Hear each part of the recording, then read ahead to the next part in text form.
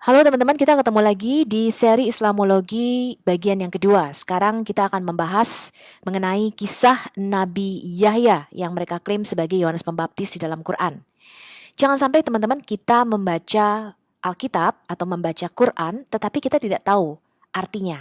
Ya, dukung terus pelayanan Al-Hayat Indonesia melalui Patreon. Anda bisa lihat profilnya di situ.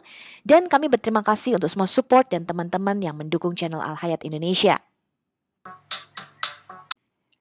Teman-teman pernah tahu nggak yang namanya cerita novel? Jadi cerita novel itu ceritanya fiksi, tetapi berdasarkan real people. Ya, jadi orang atau karakternya itu ada. Jadi cerita itu diinspirasi oleh real people, tapi ceritanya sendiri fiksi. Nah sekarang kita mau melihat teman-teman, kisah mengenai Yahya yang mereka klaim sebagai Yohanes Pembaptis di dalam Quran. Ini novel apa cerita real? Sekarang kita baca dulu Quran Surah Maryam. Ya, ini Quran surah 19 ayat 2 sampai 15. Ini mengenai Zakaria dan Yahya, ya. Yang dibacakan ini adalah penjelasan tentang rahmat Tuhanmu kepada hambanya Zakaria. Zakaria itu adalah imam besar di Yerusalem pada waktu itu. Supposedly, ya, background setting daripada kisah ini harusnya sekitar tahun ke-5 sebelum Masehi, ya, karena Yesus itu lahir sebelum Herodes Agung mati. Herodes Agung itu meninggal tahun 4 sebelum Masehi. Ya, jadi kira-kira nih kelahiran Yahya dan Yesus adalah kira-kira tahun 5 sebelum Masehi. Harusnya ya setting backgroundnya seperti itu. Sekarang kita baca nih, yaitu ketika dia berdoa kepada Tuhannya dengan suara lembut, artinya di tempat yang tersembunyi, in a secret place. Dia, Zakaria berkata, "Ya Tuhanku, sungguh tulangku telah lemah dan kepalaku dipenuhi uban. Dan aku belum pernah kecewa dalam berdoa kepadamu ya Tuhanku.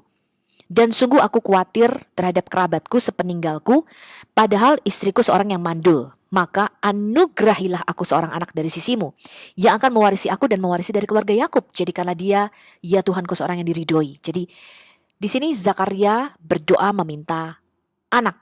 Ya, kemudian tanda yang di dalam kurung ini sebenarnya tidak ada di dalam Quran aslinya. Ya, ini tambahan. Allah berfirman langsung nih kepada Zakaria di dalam Quran. "Wahai Zakaria, kami memberi kabar gembira kepadamu dengan seorang anak laki-laki namanya Yahya, yang kami belum pernah memberikan nama seperti itu sebelumnya." Kemudian dia Zakaria berkata, "Ya Tuhanku, bagaimana aku akan mempunyai anak, padahal istriku seorang yang mandul, dan aku sendiri sesungguhnya sudah mencapai usia yang sangat tua." Kemudian Allah berfirman, "Demikianlah Tuhanmu berfirman, hal itu mudah bagiku. Sungguh engkau telah aku ciptakan sebelum itu. Padahal pada waktu itu engkau belum berwujud sama sekali." Kita lanjutkan bacanya ya. Dia Zakaria berkata, "Ya Tuhanku, berilah aku suatu tanda." Kemudian Allah berfirman, "Tandamu ialah engkau tidak dapat bercakap-cakap dengan manusia selama 3 malam, padahal engkau sehat." Maka Zakaria ini keluar dari mihrab menuju kepada kaumnya, lalu dia memberi isyarat kepada mereka, "Bertasbihlah kamu pada waktu pagi dan petang." Kemudian entah dari mana, tiba-tiba ayat berikutnya, Yahya ini udah ada.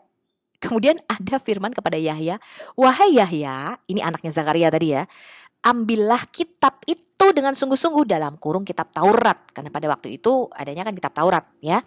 "Dan kami berikan hikmah kepadanya, Yahya selagi dia masih kanak-kanak.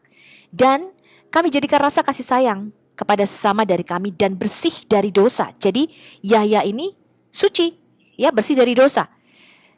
"Dan dia pun seorang yang bertakwa dan sangat berbakti kepada kedua orang tuanya. Dan dia bukan orang yang sombong, bukan pula orang yang durhaka. Dan kesejahteraan bagi dirinya pada hari lahirnya, pada hari wafatnya, dan pada hari dia dibangkitkan hidup kembali." Oke, sampai di sini dulu kita baca. Oke, sekarang kita review dulu kisah mengenai Zakaria dan Yahya di dalam Al-Quran, ya, atau versi Quran. Yang pertama, kalau yang diceritakan di dalam Quran tadi merujuk kepada Zakaria dan Yahya yang sama di dalam Alkitab. Mereka ini adalah orang-orang Yahudi. Jadi settingnya kira-kira tahun 5 sebelum Masehi, yaitu tahun kelahiran Yesus dan Yahya. Zakaria di dalam Alkitab itu bukanlah nabi, tetapi imam besar dari keturunan Harun. Pada waktu dia menerima kabar gembira dari malaikat Gabriel mengenai kelahiran Yohanan atau mengenai kelahiran Yohanes Pembaptis, itu dia berada di bait suci melakukan pembakaran ukupan, ya.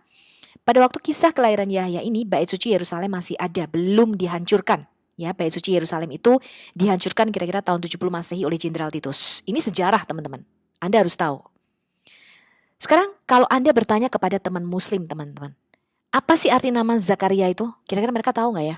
Tanya aja kepada mereka. "Kamu tahu nggak sih Zakaria itu artinya apa? Zakaria itu dari kata Zakariyah, artinya Yahweh mengingatku atau Yahweh remembers. Mengapa bukan Zakaria Allah mengingatku? Kan mereka mengklaim nama Tuhannya Allah. Ya, kemudian Allah SWT itu mengaku memberi nama anak itu Yahya. Siapakah nama Ibraninya? Nama Ibraninya adalah Yohanan, yang artinya Yahweh bermurah hati kepadaku atau Yahweh is gracious. Kalau yang memberi nama Allah, kenapa bukan namanya yang dimasukkan ke dalam nama Yohanan ini? Kenapa nama Yahweh? Ya, kenapa nama Yahweh dimasukkan ke dalam nama Yohanes Pembaptis? Kenapa bukan nama Allah? Ya, ini adalah teoforik, teman-teman. Teoforik itu artinya memasukkan nama Tuhannya ke dalam nama mereka seperti Elijah, ya, Elisha, ya. Kemudian kalau Anda baca kitab Daniel, misalnya Sadrak, Mesak, Abednego, itu adalah dewa-dewa Babel. Pada waktu itu Daniel diganti namanya menjadi Belsasar. Itu nama dewa, teman-teman. Ya. Kemudian Ramses, ya, kalau di Mesir nama dewanya dewa Ra, yaitu dimasukkan ke dalam nama mereka. Itu namanya teoforik. Nah, kalau Anda baca surat Al-An'am, ini surat binatang ternak ya, surah ke-6 ayat 85. Dikatakan, dan Zakaria, Yahya, Isa, dan Ilyas. Ya, Isa ini supposedly Yesus, kata mereka. Ya, Yeshua. Dan Ilyas atau Elia, kata mereka. Ini semuanya termasuk orang-orang yang saleh. Jadi Quran memberikan testimoni atau kesaksian, 4 nama ini paling enggak ya. Saya sebutkan ya. Zakaria, Yahya, Yesua, Isa, dan Eliyah. Semuanya termasuk orang-orang yang saleh. Ini yang mereka klaim.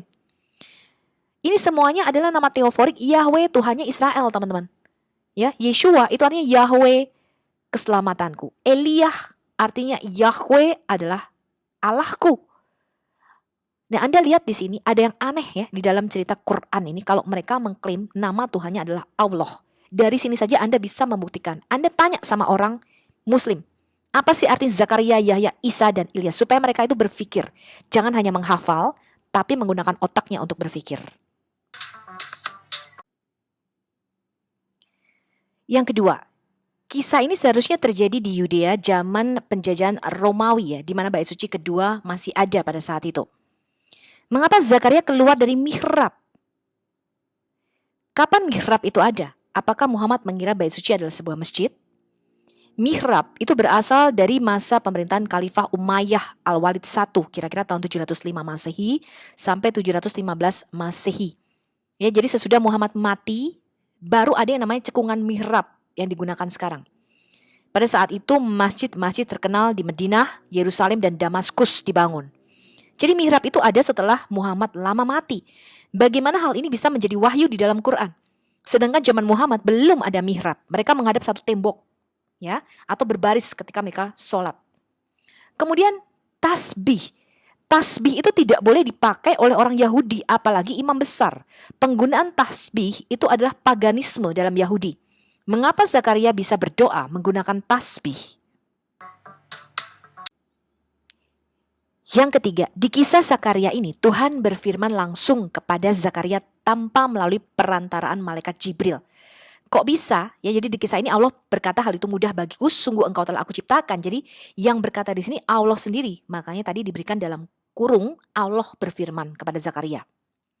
Padahal di Quran Asy-Syura ini surah 42 ayat 51, dan tidaklah patut bagi seorang manusia bahwa Allah akan berbicara kepadanya kecuali dengan perantaraan wahyu atau dari belakang hijab, ya, belakang tabir, atau dengan mengutus utusan lalu diwahyukan kepadanya dengan izinnya apa yang dia kehendaki. Sungguh dia maha tinggi, maha bijaksana. Jadi apakah Allah bisa berbicara langsung kepada manusia atau tidak? Yang keempat, teman-teman, di dalam Quran kisah Zakaria ini bisu hanya selama 3 hari. Kalau kita compare, kita bandingkan dengan Alkitab, hal ini tidaklah benar, ya, tidak sama. Zakaria bisu mulai dari malaikat Gabriel memberikan kabar gembira mengenai kelahiran Yahya sampai pada hari Yohanan atau Yahya anaknya ini disunat, ya. Bagaimana Allah bisa mengubah cerita ini 600 tahun kemudian? Apakah ini masuk akal? Ini adalah kisah Zakaria versi Arab, bukanlah kisah Zakaria versi aslinya. Jadi kalau Anda beli tas misalnya, ada yang merek LV, ada yang merek Hermes gitu ya. Itu ada yang asli originalnya yang harganya mahal, teman-teman. Ada yang KW-nya palsunya buatan Cina, teman-teman. Ya, Anda tinggal pilih mau beli yang asli atau yang palsu, yang KW. Yang kelima, teman-teman, Yahya di kisah ini adalah seorang pembaptis. Mengapa Muslim tidak mengikuti teladannya? Ya, padahal ini ada ya terdapat di dalam surah sapi betina Al-Baqarah ya, surah kedua ayat 138. Sibgohnya Allah, siapa yang lebih baik sibgohnya daripada Allah? Ya, jadi sibgoh ya atau baptisan atau celupan itu ada di dalam Quran. Seharusnya Anda mengikuti teladan daripada Yahya ini, yaitu dibaptis, teman-teman.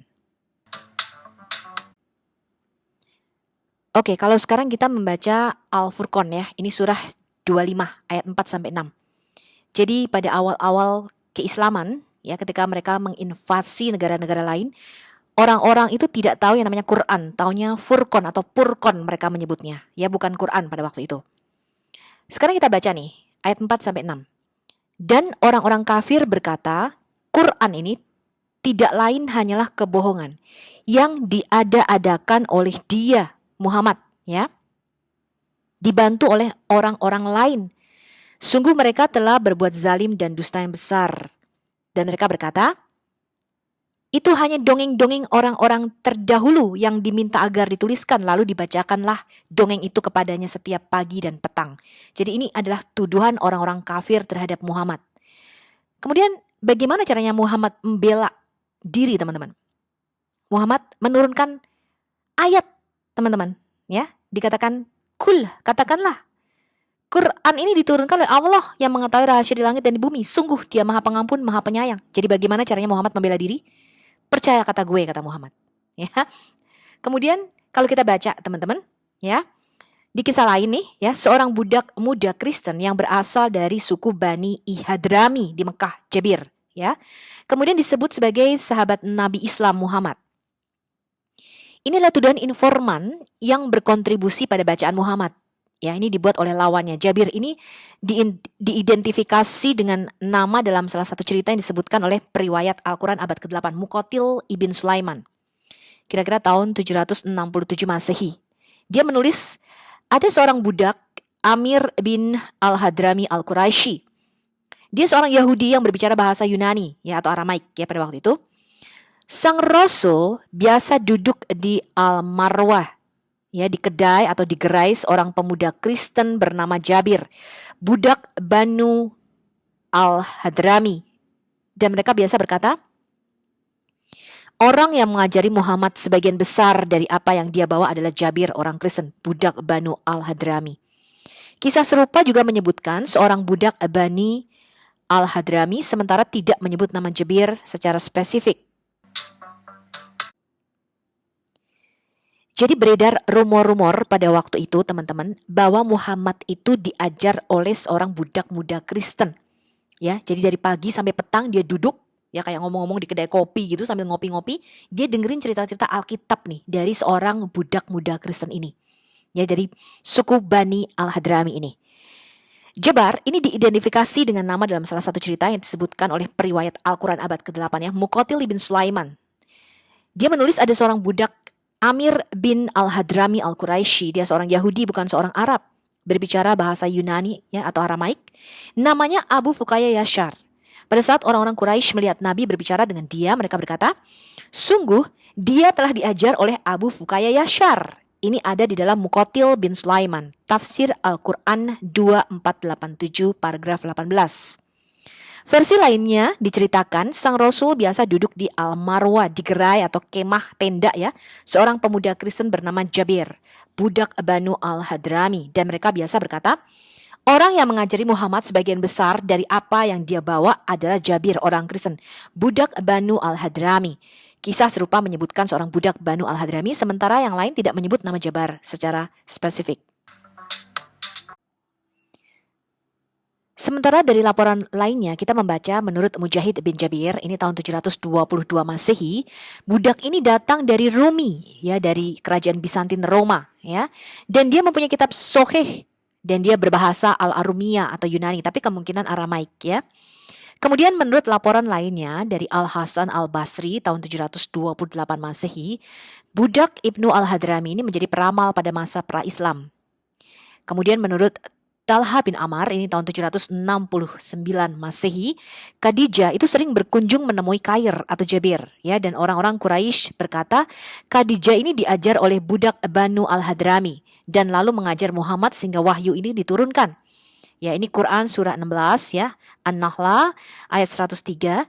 Dan sesungguhnya kami mengetahui bahwa mereka berkata, sesungguhnya Al-Quran itu hanya diajarkan oleh seorang manusia kepadanya dalam kurung Muhammad. Bahasa orang yang mereka tuduhkan ya bahwa Muhammad belajar kepadanya adalah bahasa ajam, bahasa asing ya. Padahal ini Quran ini adalah dalam bahasa Arab yang jelas. Jadi sekali lagi bagaimana Muhammad membela dirinya ya dan membantah tuduhan dari orang-orang ini dengan menurunkan ayat ya. Tuduhan ini dicatat oleh musuh Muhammad, Al-Nadir bin Al-Harith. Quran ini tidak lain adalah kebohongan yang dibuat Muhammad sendiri dengan pemalsuan.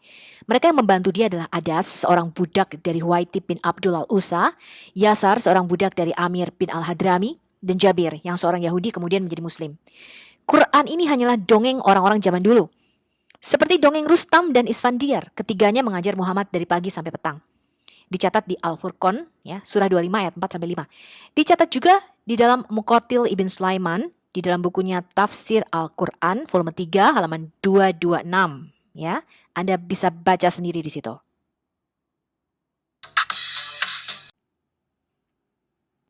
Saya tambahkan sedikit mengenai silsilah Zakaria dan Yahya versi Islam, teman-teman.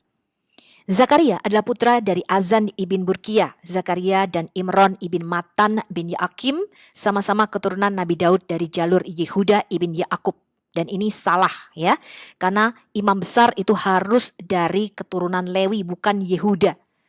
Mereka berdua hidup sejaman. Ya, jadi Musa, Harun, Zakaria, Yesus itu hidupnya sejaman, teman-teman, versi Islam. Zakaria menikah dengan Isya binti Imron. Isya adalah saudara perempuan dari Maryam, putri Imron. Ibunya Maryam, istri Imron bernama Hana. Dari segi hubungan keluarga, Maryam ibunya Nabi Isa adalah adik ipar dari Zakaria.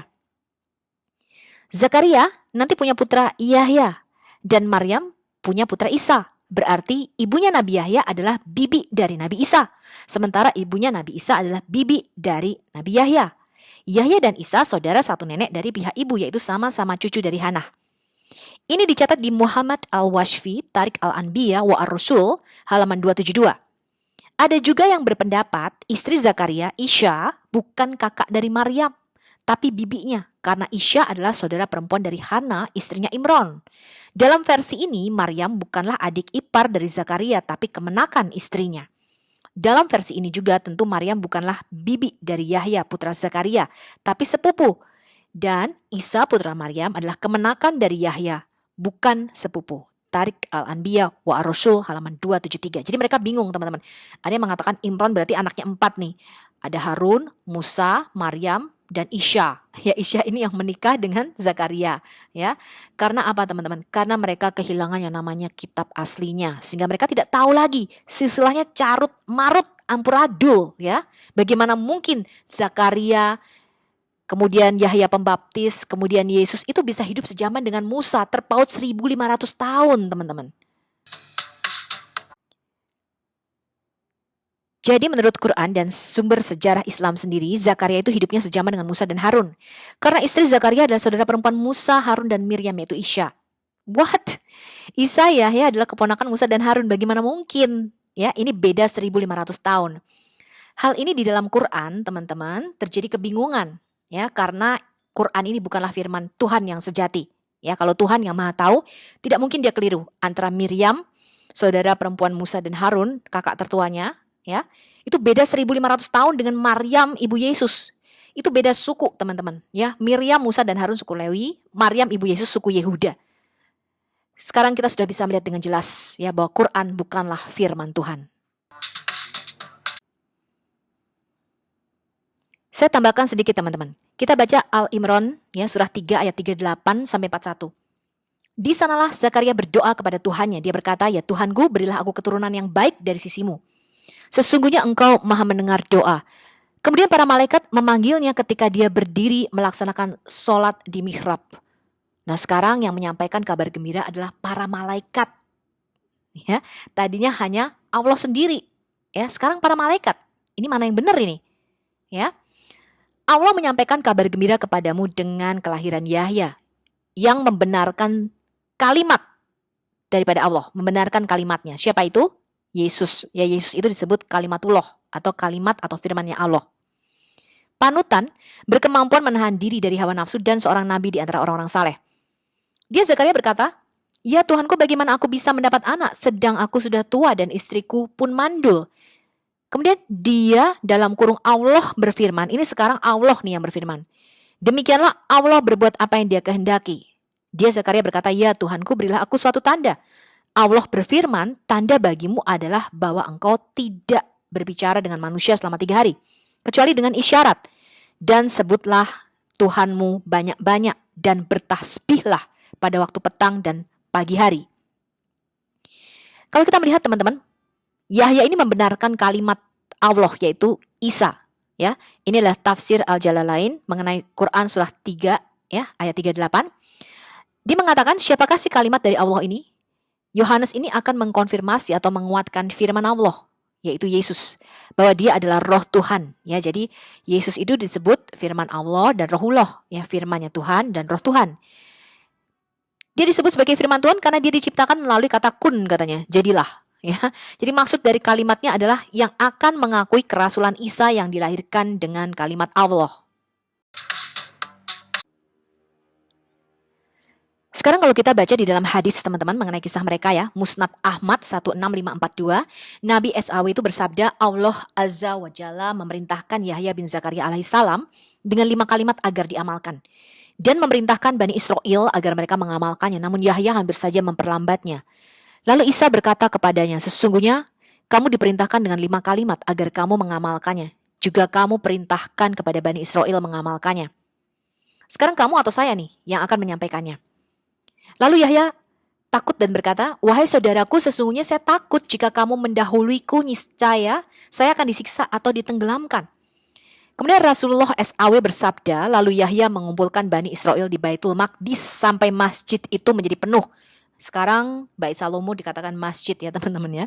Dia duduk pada tempat imam memuji Allah dan berkata, yang pertama nih katanya ya, Allah Azza wa Jalla telah memerintahkan kepadaku agar mengamalkan 5 hal.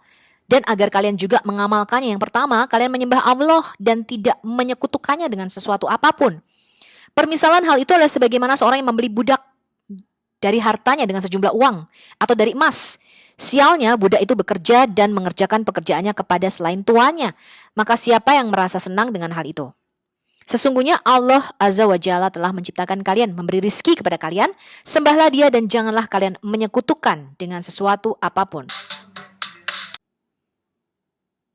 Kedua katanya, saya perintahkan kepada kalian untuk sholat. Bayangin, Yahudi sholat teman-teman. Ya. Sesungguhnya Allah Azza wa Jalla menghadapkan wajahnya kepada wajah hambanya selama dia tidak menoleh. Jika kalian sholat, janganlah kalian menoleh. Ketiga, saya perintahkan kepada kalian untuk berpuasa. Permisalan hal itu adalah sebagaimana seorang yang membawa sebotol minyak wangi pada sekelompok orang. Semuanya merasakan bau wangi tersebut. Bau harum mulut orang yang sedang berpuasa di sisi Allah itu lebih harum daripada bau kasturi. Keempat, saya perintahkan kalian untuk bersedekah. Sesungguhnya permisalan hal itu adalah seorang yang ditawan musuh. Lalu dia mengikat kedua tangannya pada lehernya dan diletakkan di hadapannya untuk dibunuh. Lalu dia mengajukan penawaran. Apakah kalian mau juga saya menebus diri saya dari kalian? Lalu dia menebus dirinya dengan sesuatu yang sedikit dan yang banyak sehingga dirinya bisa bebas. Kelima, saya perintahkan kepada kalian untuk berzikir kepada Allah Azza wa Jalla yang banyak. Permisalan hal itu adalah sebagaimana seorang yang musuhnya mengejarnya dengan cepat, lalu dia mendapatkan benteng yang kokoh, dijadikannya benteng itu tempat berlindung. Sesungguhnya seorang hamba akan lebih dapat terjaga dari setan jika dia dalam keadaan berzikir kepada Allah Azza wa Jalla. Jadi kita lihat teman-teman kisah mengenai Zakaria dan Yahya versi Quran dan Islam. Ini adalah kisah-kisah versi Arab ya, yang berbeda dengan versi aslinya. Kita melihat istilah-istilah yang digunakan. Jadi ini adalah Zakaria dan Yahya abad ke-7 nih ya pada zaman Muhammad, tetapi bukan Zakaria dan Yahya abad pertama. Ya, pada waktu zaman Yesus. Hal ini kita sudah melihat sangat berbeda sekali. Nah, kita tidak tahu teman-teman, apakah Quran ini diturunkan setelah adanya mihrab tadi? Karena mihrab itu baru ditemukan kira-kira tahun 715. Ya, kenapa bisa ada ayat Al-Quran yang mengatakan mihrab dan sebagainya? Anda berpikir sendiri, saya tidak mau mengambil kesimpulan. Anda selidiki sendiri, Anda cek sendiri. Terima kasih teman-teman, Anda sudah mengikuti seri Islamologi 002. Kita akan segera membuat video berikutnya, seri Islamologi 003.